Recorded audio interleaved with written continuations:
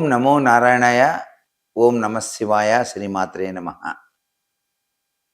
మాచిరాజు భక్తి ప్రేక్షకులందరికీ స్వాగతం.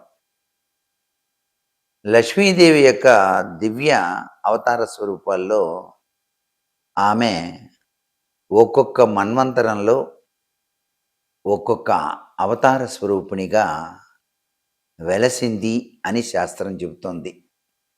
అందుచేత ఈ శ్రావణ మాస రీత్యా మనం తెలుసుకోవాలి లక్ష్మీదేవి గురించి పూర్తిగా.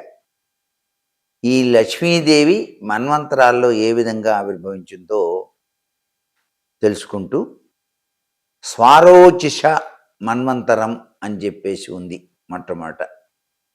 ఈ మన్వంతరంలో అగ్ని రూపంలో ఆమె సాక్షాత్కరించింది. అందుకని మనము ఆడవాళ్ళందరూ కూడాను గృహంలో ఆగ్నేయ మూలనే అగ్నిని వెలిగిస్తారు. చూసారా ఎంత గొప్ప విషయం. ఆగ్నేయం లక్ష్మీదేవికి చాలా ప్రీతికరం అని చెప్పేసి మనం భావించాలి. ఇక్కడ శివుడికి ఈశాన్యం అయితే లక్ష్మీదేవికి ఆగ్నేయం అన్నమాట వాస్తుశాస్త్రరీత్యా. అందుచేత మీరెవరైనా సరే మీ ఇంట్లో ఆగ్నేయంలో లక్ష్మీదేవి చిత్రపటాల నుంచి ఒక పెద్ద మూకుడులో ఆవు నెయ్యి కానీ నువ్వుల నూనె కానీ పోసి పెద్ద ఒత్తిని చక్కగా తెలుపు రంగు కలిగినటువంటి వస్త్రంతో ఒత్తి తయారు చేసి ఆ ఒత్తిని మీరు ఆగ్నేయ దిశలో ఇన్ని రోజుల పాటు నేను వెలిగిస్తాను అఖండంగా అని చెప్పేసి కోరిక కోరుకొని గనక శుక్రవారం నాడు ప్రారంభించి కొబ్బరికాయ కొట్టి లక్ష్మీదేవికి నమస్కారం చేసి ఎరుపు రంగు పువ్వు పెట్టి ఆ తల్లిని నమస్కారం చేయాలి. మందార పువ్వు పెడితే ఇంకా ఐశ్వర్యం.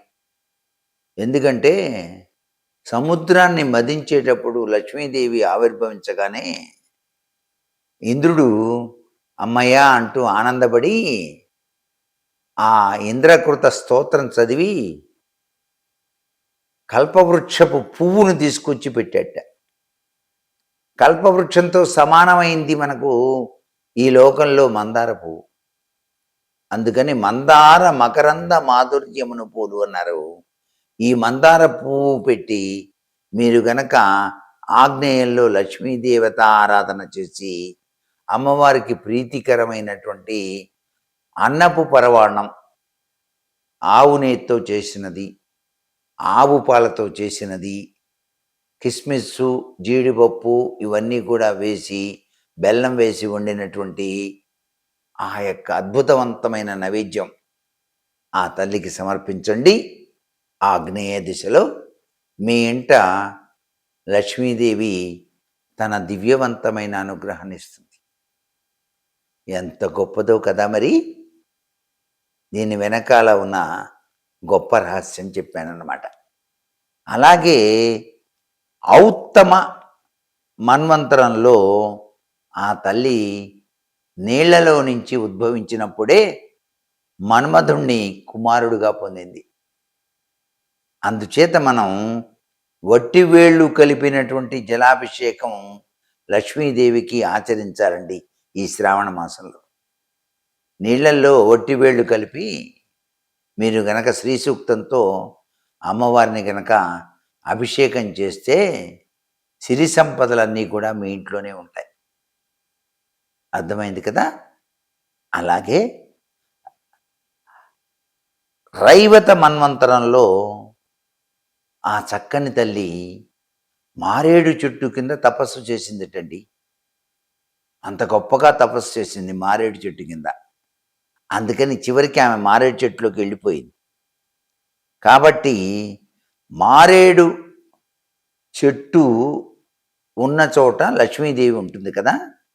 మీరు మారేడు వృక్షం చుట్టూతో ప్రదక్షిణం చేసి అక్కడ దీపారాధన చేసి ఒక అట్టిపండైనా సరే నైవేద్యంగా సమర్పించండి. నిత్యం మారేడు దళాన్ని కోసి పరమేశ్వరుడికి సమర్పించండి. మీ ఇంట్లో కుబేరుడు వచ్చి మీ బీరువాలో తిష్ట వేసి ఉంటాడు. కుబేరుడు అంటే సామాన్యమా? మొత్తం సంపద అంతా మీ ఇంట్లోనే ఉంటుందని అర్థం. అలాగే సాక్షివ మన్వంతరంలో ఆ చక్కని తల్లి పద్మంలో నుంచి పుట్టింది. అందుకనే ఆమెను పద్మప్రియ అన్నారు. మనం ఈ శ్రావణ మాసంలో పద్మాలతోటి లక్ష్మీదేవిని పూజ చేయాలి. పద్మాలతోటి లక్ష్మీదేవిని పూజించండి. కలువ పూలు, కలువ పూల మాలిక ఉంది చూసారా? కలువ పూలకు కింద భాగంలో ఇలా గింజలుంటాయి. ఈ గింజలు ఉన్నాయే లక్ష్మీదేవికి మాలగా కట్టి చక్కగా అలంకరించండి. విశిష్టవంతమైనటువంటి లక్ష్మీ కటాక్షం వస్తుంది మీకు. అలాగే వైవస్వర మన్వంతరం ఇది. మనం పూజ చేసేటప్పుడు ఈ కలియుగాన్ని ఏం చెప్పుకుంటాం? వైవస్వర మన్వంతరం అంటాం కదా. ఈ వైవస్వర మన్వంతరంలో ఏనుగులు తొండాలతో అమ్మవారిని అభిషేకం చేశాయనే విషయం. అందుకే అమ్మవారి దగ్గర ఏనుగులు పెట్టాం. చూసారా ఎంత గొప్ప విషయాలు ఇవి. ఈ విషయాలన్నీ అవగాహన చేసుకొని లక్ష్మీ కటాక్షాన్ని మాచిరాజు భక్తి ప్రేక్షకులందరూ కూడా తప్పనిసరిగా పొందుతారని శాస్త్రరీత్యా చెప్పిన విషయాన్ని ఆచరించి అందరూ ధన్యులవుతారని ఆశిస్తూ సర్వే జనా సుఖినో భవంతు. ఓం నమో నారాయణాయ. ఓం నమఃశివాయ. శ్రీమాత్రే నమః.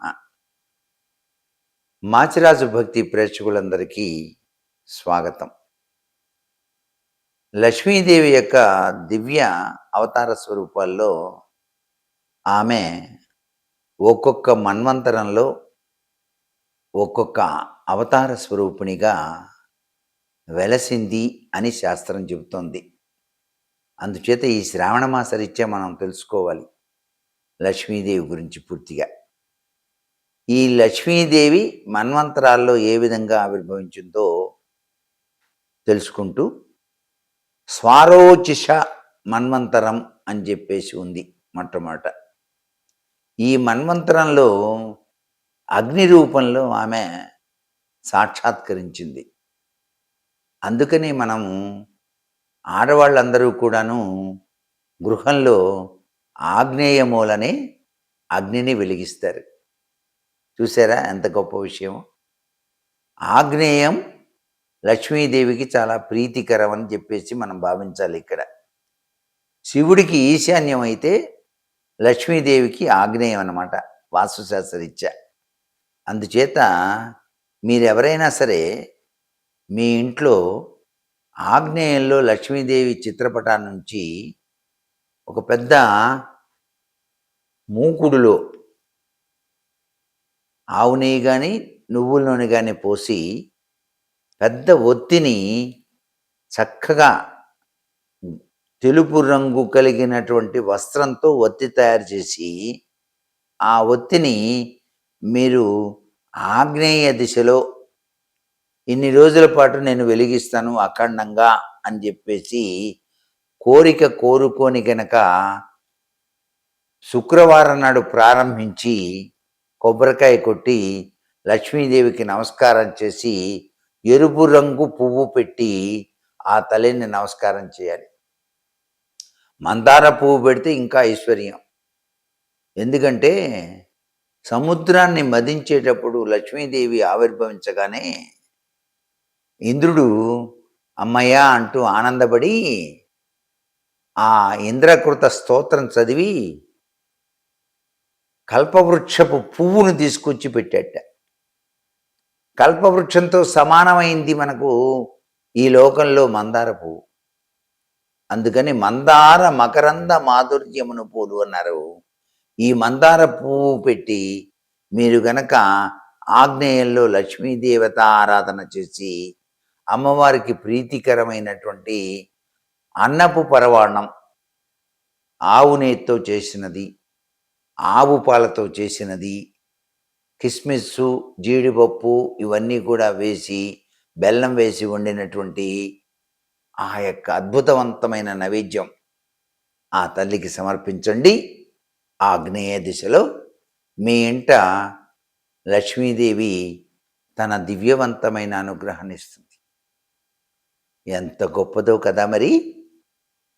దీని వెనకాల ఉన్న గొప్ప రహస్యం చెప్పానన్నమాట. అలాగే ఔత్తమ మన్వంతరంలో ఆ తల్లి నీళ్లలో నుంచి ఉద్భవించినప్పుడే మన్మధుణ్ణి కుమారుడుగా పొందింది. అందుచేత మనం వట్టివేళ్ళు కలిపినటువంటి జలాభిషేకం లక్ష్మీదేవికి ఆచరించాలండి ఈ శ్రావణ మాసంలో. నీళ్లల్లో వట్టివేళ్ళు కలిపి మీరు గనక శ్రీ సూక్తంతో అమ్మవారిని గనక అభిషేకం చేస్తే సిరి సంపదలన్నీ కూడా మీ ఇంట్లోనే ఉంటాయి. అర్థమైంది కదా! అలాగే రైవత మన్వంతరంలో ఆ చక్కని తల్లి మారేడు చెట్టు కింద తపస్సు చేసిందిటండి. అంత గొప్పగా తపస్సు చేసింది మారేడు చెట్టు కింద. అందుకని చివరికి ఆమె మారేడు చెట్టులోకి వెళ్ళిపోయింది. కాబట్టి మారేడు చెట్టు ఉన్న చోట లక్ష్మీదేవి ఉంటుంది కదా! మీరు మారేడు వృక్షం చుట్టూతో ప్రదక్షిణం చేసి అక్కడ దీపారాధన చేసి ఒక అరటిపండైనా సరే నైవేద్యంగా సమర్పించండి.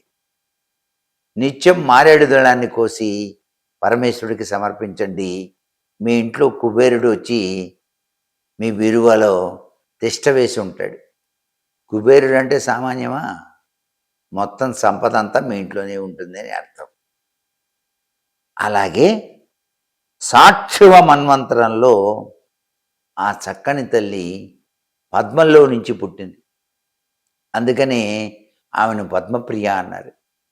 మనం ఈ శ్రావణ మాసంలో పద్మాలతోటి లక్ష్మీదేవిని పూజ చేయాలి. పద్మాలతోటి లక్ష్మీదేవిని పూజించండి. కలువ పూలు, కలువ పూల మాలిక ఉంది చూసారా? కలువ పూలకు కింద భాగంలో ఇలా గింజలుంటాయి. ఈ గింజలు ఉన్నాయే లక్ష్మీదేవికి మాలగా కట్టి చక్కగా అలంకరించండి. విశిష్టవంతమైనటువంటి లక్ష్మీ కటాక్షం వస్తుంది మీకు. అలాగే వైవస్వర మన్వంతరం ఇది. మనం పూజ చేసేటప్పుడు ఈ కలియుగాన్ని ఏం చెప్పుకుంటాం? వైవస్వర మన్వంతరం అంటాం కదా! ఈ వైవస్వర మన్వంతరంలో ఏనుగులు తొండాలతో అమ్మవారిని అభిషేకం చేశాయనే విషయం. అందుకే అమ్మవారి దగ్గర ఏనుగులు పెట్టాం. చూసారా ఎంత గొప్ప విషయాలు ఇవి! ఈ విషయాలన్నీ అవగాహన చేసుకొని లక్ష్మీ కటాక్షాన్ని మాచిరాజు భక్తి ప్రేక్షకులందరూ కూడా తప్పనిసరిగా పొందుతారని శాస్త్రరీత్యా చెప్పిన విషయాన్ని ఆచరించి అందరూ ధన్యులవుతారని ఆశిస్తూ సర్వే జనా సుఖినో భవంతు.